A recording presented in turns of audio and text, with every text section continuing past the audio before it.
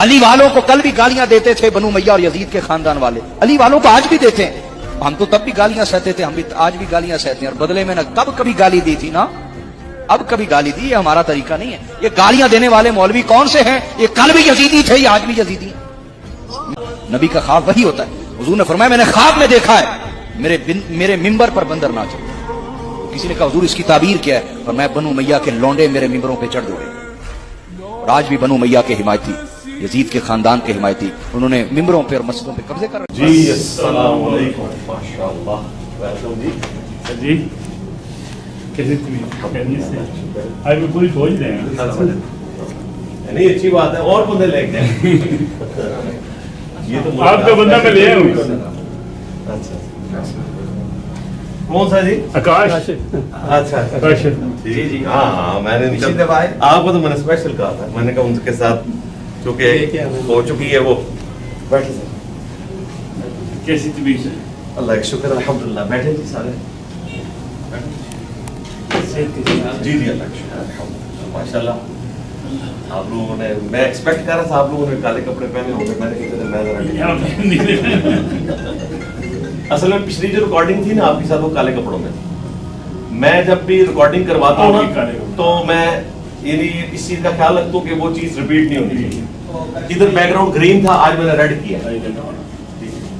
तो भट्टी साहब आए थे परसों, तो उनके साथ पिछली बार रेड बैकग्राउंड था, उनके लिए मैंने ग्रीन लगाया। मैंने कहा डिफरेंट जाना चाहिए, वरना लगता है शायद एक ही मजलिस में रिकॉर्ड हुई है।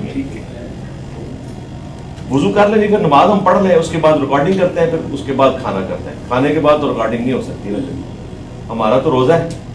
तो आप लोग तो फिर हम नहीं उसकी वजह कि आप तो मुसाफिर है ना, आप पे रोजा नहीं है ना। नहीं, हमारे भी कुछ लोग हैं जिनका रोजा नहीं है, तो वो आपके साथ होंगे। पानी पिलाएं, ठीक है। कैमरे लगाना शुरू करें सर जी। बिस्मिल्लाहिर्रहमानिर्रहीम। आज के प्रोग्राम के साथ मैं हूँ रसूलुल्लाह मलिक।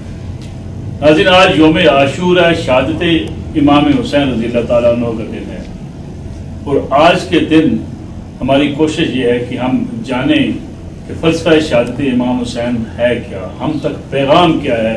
आज हम पहुँचे हैं एक बार फिर कुरान और सुन्नत रिसर्च अकेडमी जेल में, जहाँ मुल्क की मुमताज़ दानिश्वर मजहबी स्कॉलर मुबल्लिग जनाब इंजीनियर मोहम्मद अली मिर्ज़ा साहब हमारे साथ मौजूद हैं। इंजीनियर साहब बहुत शुक्रिया प्रोग्राम में वक्त देने के लिए। मलिक साहब बहुत बहुत शुक्रिया, आप अकेडमी में आए और यहाँ पे स्टूडियो रिकॉर्डिंग प्रॉपर तरीके से हो जाती है। ऑनलाइन उस तरह की रिकॉर्डिंग भी नहीं होती, और फिर बॉडी लैंग्वेज भी हम एक दूसरे की चेक नहीं कर सकते। जो हमने अपनी जिम्मेदारी ये समझी कि हमने सिर्फ दिफाए सहाबा करनी है, और सहाबा भी उन्होंने अपने मर्जी के चुने में। अम्मार इब्न यासिर के ऊपर कोई कॉन्फ्रेंस नहीं करेंगे, क्योंकि अगर अम्मार इब्न यासिर के ऊपर कॉन्फ्रेंस करते हैं, वैसे तो बताते हैं आपको कि उनके माँ बाप इस्लाम के पहले शोहदा हैं, अम्मार इब्न यासिर की शहादत क्यों नहीं डिस्कस करते? वो जंग सिफीन आ जाएगी, जिन लोगों के दिफा पे उन्होंने चंदे इकट्ठे करने हैं उन लोगों का नाम बीच में आ जाएगा, इसलिए अम्मार इब्न यासिर के ऊपर कॉन्फ्रेंस नहीं करेंगे। 1.5 अरब लोगों ने डिविनिटी क्लेम कर दिया, तो हज़रत ईसा का तो कसूर नहीं है, लेकिन ये होता है। इसलिए स्टार्ट वहां से करें।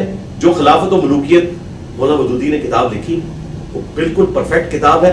मैंने उस मुकदमे को बुखारी मुस्लिम से साबित किया, और मदूदी साहब की कोई इंटेंशन सुन्नी शिया कन्फ्लिक्ट की नहीं थी। उन्होंने कहा कि नॉन मुस्लिम हमें बताते हैं कि डाउनफॉल कैसे आया, हम अपने रुझानों को पहले ही बता दें कि भाई यूं था, बजाय इसके कि वो सहाबा किराम की ड्यू रिस्पेक्ट खत्म कर दें, हम बताएं कि यहां पे कमजोरी थी, लेकिन ड्यू रिस्पेक्ट खत्म नहीं होगी। दूसरा, नबी सल्लल्लाहु अलैहि वसल्लम ने क्लैरिफाई कर दिया कि अली भी नबी नहीं है, यानी नबी को छोड़ के हर फजीलत उनके साथ मंसूब करो।